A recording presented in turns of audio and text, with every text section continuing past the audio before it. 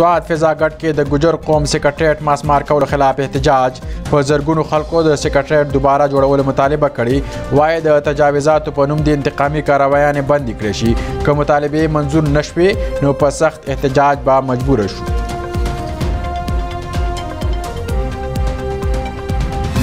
د ملکن ډیویژن په زرګونو ګجر قام د فضاګټ نواخله تر منګورې پورې احتجاجي واک وکړو. احتجاج کوونکي د جون په 15مه نیټه فضاګټ کې د ګجر سیکریټریټ ورانولو سخت غندنه کوي. احتجاج کوونکو د حکومت په ضد نارې ولګولې. دوی غوښتنه کوي چې ګجر سیکریټریټ ناقانونه وران شوی دغه د ورته بیا جوړ کړي.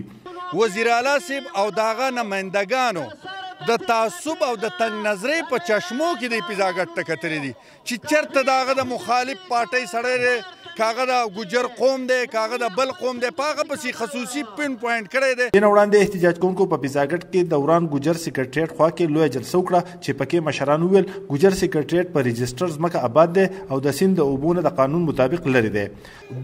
موږ وایو چې دې له دې یو منصفانه کمیټې مقرر شي او پیته دې کیږي د سیند نه دې پیته کیږي که چېرې دا په 600 فوټ کې و نو کمشنر صاحب دا دې زیاتی کړی دی که د روډ نه په 200 فوټ کې وو نو کمشنر صاحب زیاتی دی کړلی.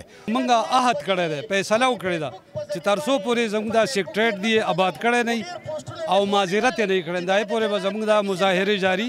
اوس د سوات په سطحه ده موږ مخکې لایعمل جوړو د صوبایي اسمبلۍ مخې ته د قومي اسمبلۍ مخې ته به در نه ورکوو. بلخوا د سیمې اسسټنټ کمشنر شوزف عباس وایي چې دغه ټولې آبادۍ ناقانونه دي او د های کورټ په وینا د اریګیشن ډپارټمنټ په نشاندهۍ ورانې شوي دي.